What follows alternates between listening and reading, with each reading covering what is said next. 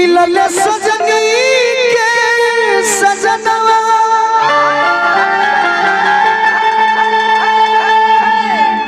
Heroine heroine बने का बाबू इतना जल्दी ना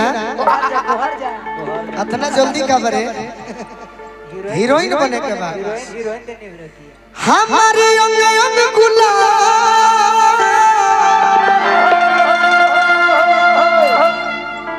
नियन खिलाल बदनवा शिशिर बाबा आवाजिया फसल लिखे न बुझा सुनी सुनी भगवान अरे जन बिहान हो खेती अगर इनकर अदाकारी निमन लगी जरूर सब ताली बजाई हमरा गीत पर ना सुनी सुनी भगवान अरे जन बिहान हो खेती जनी है कि हम ही अब गेट पर खड़ा बनी राजू भैया बने का मान ल की है गेट हो गेट पर बैठल बनी आ तू अपना पियावा से फोन पर बतियोले बड़ू मिलन नहीं खू उहे बेचैनी चाहिए का अरे की आज राजा जी के कोरवे जवान हो आज राजा जी के कोरवे आज पहिला मिलन सजनी के सजनवा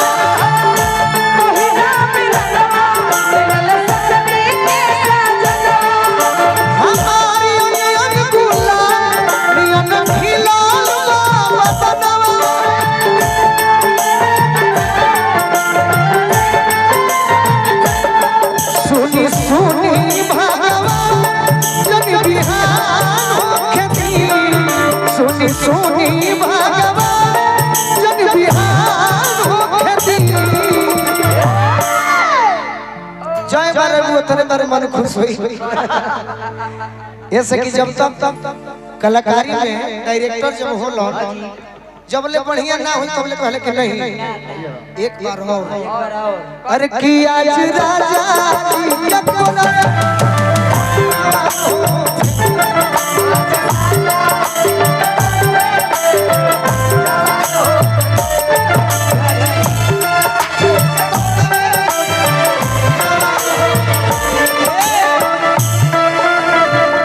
ना ना हमरा ठेकेदार साहब राजकमल तिवारी जी की ओर से जनी घुंघटा हटाई हमरा लाज लागत ई ना होई मेरा उम्र कम है लेकिन हम स्कूल में पढ़े जब जाई नहीं तब खुशबू जी गांव घर में बारात में नाच आवत रहे जब नाच आवे लो पिंकी जी तो हमारे गांव भर के लइका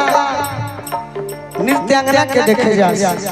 कि कौन कौन सुंदर आई बड़ी सब हम ओहनी के कला देखे जाए आज वो गीत सपना हो गई बा जोनो घरी अपन प्रेमिका अपना प्रेमी से कहे कैसे कि मेरी तड़पे जवानी तड़पे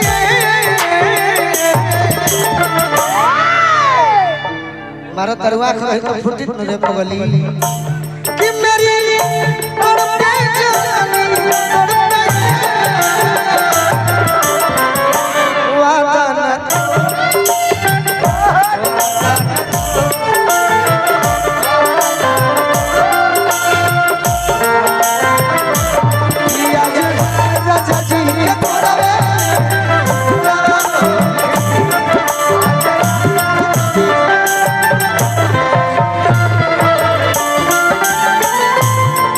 तो मुर्गी बा और तहर सचो में जवाब देते लड़की कहते हैं पूछू चाचा हे टेकारी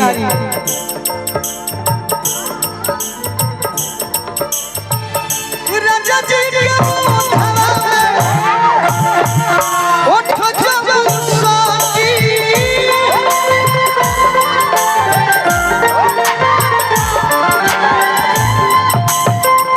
भूख भूख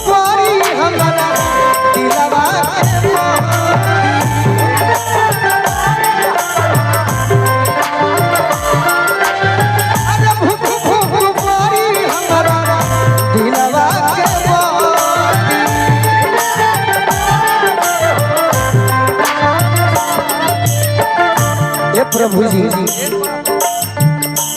रात भर लभ के दरिया में रात भर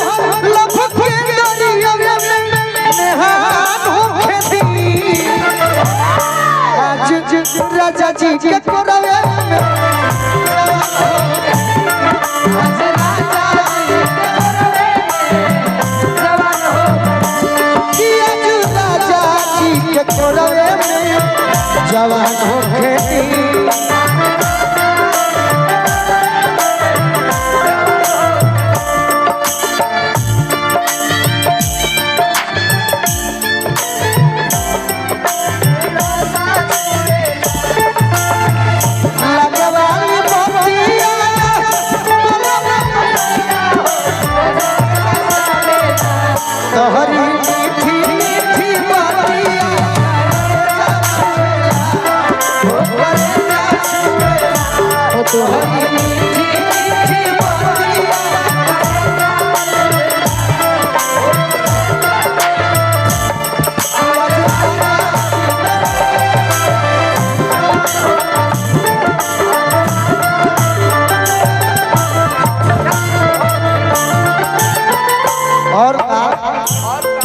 अब हीरोइन बने पर सपना से पूरा हुआ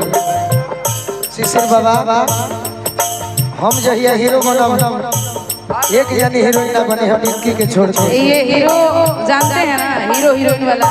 ये प्रेम एक ऐसी बीमारी है कि लोग चाह कर भी इससे जुदा नहीं हो सकता है। पिंकी जी हाँ तनी मनी कि तेनु इसके दाम आर लगिया रो तेनु इसके दाम लगिया रो काहे छोड़नी वो कहाँ छोड़ तेनु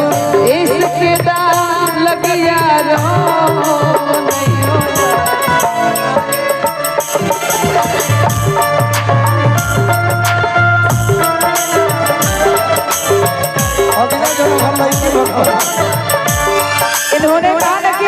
इन्होंने कहा कि आज राजा जी के कोरवे में बिहान होते थी तो हम पत्नी अगर कहे कि पति से कि राजा जी के कोरवे में बिहान होती तो पत्नी इहो कह सकती है का ये रात कभी सुबह ना हो जाए, ये बातें कभी खत्म ना हो जाए, बात को बढ़ा कर कह रही है क्या लाली लाली ओटावा से छुएला ललैया हो रोजा छुए लाली लाली ओटावा से छुएला ललैया हो रोजा छुए हो रोजा छुएला तू कह कि हमारा राजा जी के ओटा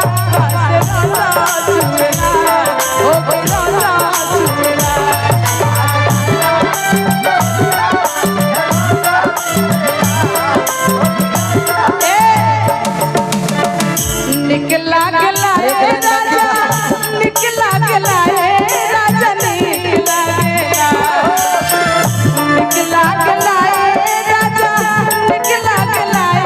राजा निकला कि हंस के से बोल लो आर सवरिया हो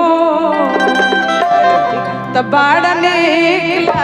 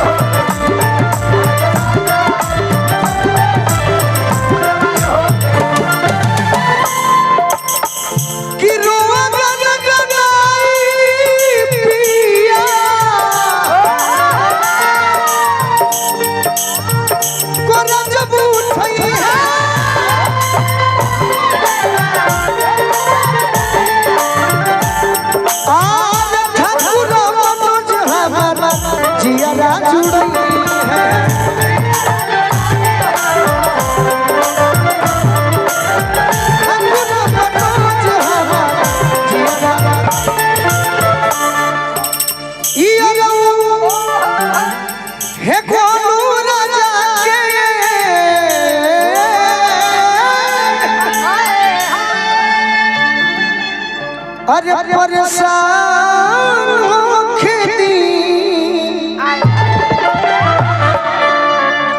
कि आज राजा जी के कोरवे में जान होके दी।